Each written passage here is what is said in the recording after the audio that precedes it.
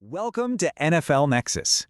If you love getting into the real strategy and the power plays behind the scenes in the NFL, you're in the right place. Make sure you hit that subscribe button and ring the notification bell so you never miss a deep dive. All right, today we're heading out to Sin City, Las Vegas, because there has been a seismic power shift happening inside the Raiders organization. For decades, right, the Raiders were all about one man, Al Davis. That just win baby mantra, which, let's be honest, often came with a whole lot of chaos. Well, that era is over. There's a new architect in town, with a very different but maybe even more famous pedigree, and he is pulling the strings and writing a brand new playbook from the ground up. Okay, so to really get a grip on how big these changes are, you first have to understand the pure dysfunction that came before it. Just look at this number on the screen, 4. What is that? Well, that's how many times the Raiders have had to go on a head coach search in just the last 5 off-seasons. Let that sink in for a second. In a league where everything is built on stability and continuity, the Raiders have been stuck on a coaching carousel, looking for a new guy to lead the team almost every single year. You just can't win like that. It's a formula for failure, and it prevents you from ever building any kind of real, lasting foundation.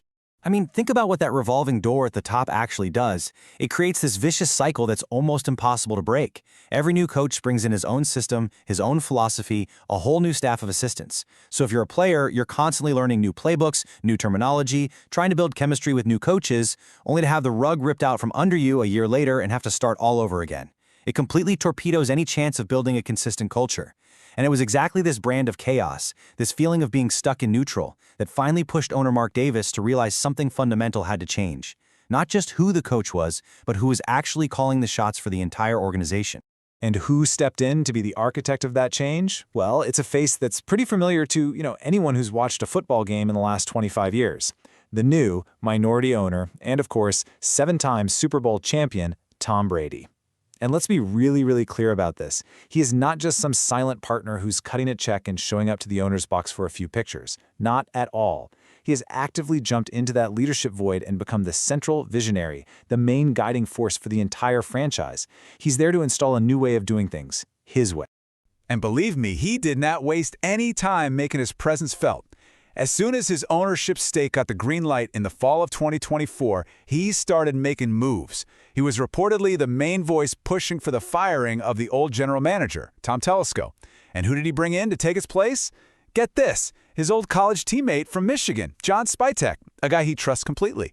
We also know that he was one of the key figures who advocated for last season's trade to get quarterback Geno Smith, a move that, well, as we're about to get into, blew up in their faces. But the message here is crystal clear. Tom Brady is hands-on, and he is reshaping this team in his own image, for better or worse. And look, this isn't just us reading the tea leaves or listening to rumors. You can hear it from the man himself. Brady said, "It's awesome to help shape and strategize and be a visionary for a team." I mean, that quote tells you everything you need to know, doesn't it? This isn't just some post-retirement business venture for him. He genuinely gets a thrill out of being the strategist, the architect, the guy who builds the machine instead of just driving it. For over 2 decades, he was the guy executing the game plan to perfection. Now, he wants to be the one writing it. And he's picked the Las Vegas Raiders to be his personal project. So all of this naturally leads to a really important question. Who's actually in charge? With Tom Brady so involved in all the big picture stuff, even though reports say he was only physically at the facility like 5 or 6 times last year, what does the chain of command really look like from day to day? How does this whole thing work when arguably the most powerful voice in the room isn't even in the room most of the time? Well, the new structure they've set up is pretty fascinating. You've got Brady, who's still juggling his huge broadcasting career with Fox, and he's serving as the remote visionary. Think of him as the chairman of the board flying at 30,000 feet. He's the one shaping the high-level strategy, identifying the key players they need to target, and setting the overall direction for the whole franchise. Then you've got his hand-picked GM, John Spytek, who's the point man on the ground. He's the CEO, right? He's in the building every day, running the day-to-day operations, managing the scouts, and actually executing the grand vision that Brady lays out for him.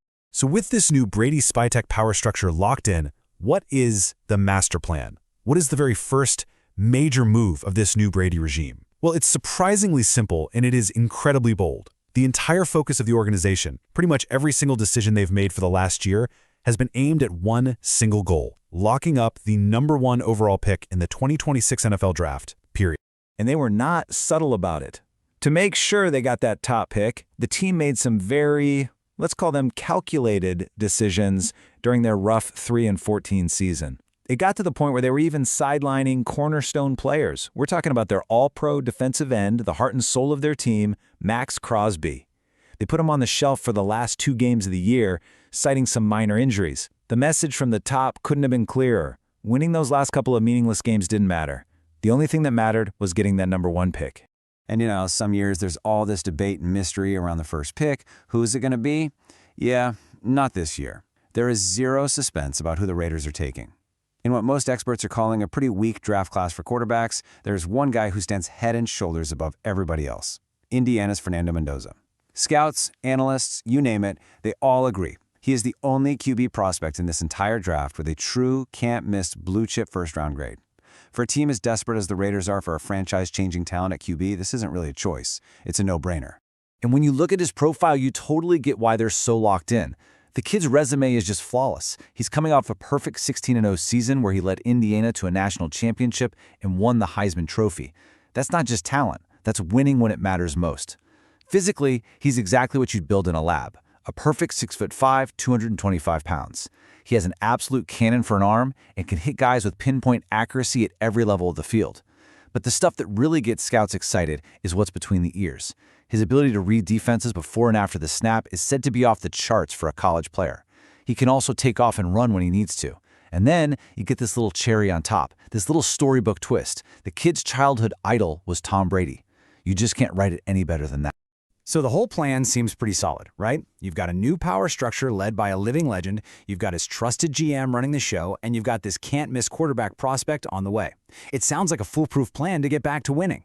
But there's one huge, glaring piece of this puzzle that is still missing. And if you just look at what happened very recently, you'll see why this missing piece should make every Raiders fan just a little bit nervous.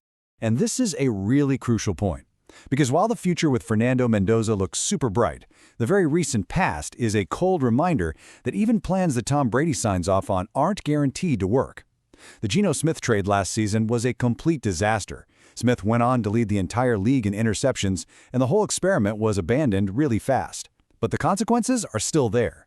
The team is now stuck with an $18.5 million dead money charge against their salary cap. If you don't follow the cap stuff, that just means they're paying a guy $18.5 million not to be on their team. That's money that could have gone to a great offensive lineman to protect their new rookie QB. It's a very expensive mistake and a reminder that even Brady isn't perfect. So all of this leads to maybe the most pressing and, frankly, the most bizarre question facing any team in the NFL right now. The Raiders have their quarterback of the future. The pick is locked in. They know who they are taking with what is probably the most important draft pick in this team's recent history. They have the player. What they don't have is a head coach. Now, the conventional wisdom, the way this has been done forever in the NFL, is you hire the coach, and then that coach helps you pick the quarterback that best fits his system and his philosophy. The Raiders are doing this completely backwards. So the big question is, how massive of a risk is it to build your team this way, to pick the star actor before you've even hired the movie's director? And so, that's where we are. The Raiders have basically traded years of chaos for a very clear top-down vision, all orchestrated by the greatest quarterback to ever play the game.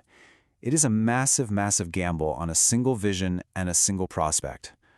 But only time is going to tell if Tom Brady's playbook for success as an owner is as effective as it was when he was a player. I really want to know what you all think about this. Let me know down in the comments. Is this a stroke of genius, or is it a recipe for another disaster in Vegas? And hey, if you enjoyed this breakdown, do me a huge favor and smash that like button. And of course, make sure you're subscribed to NFL Nexus for more deep dives.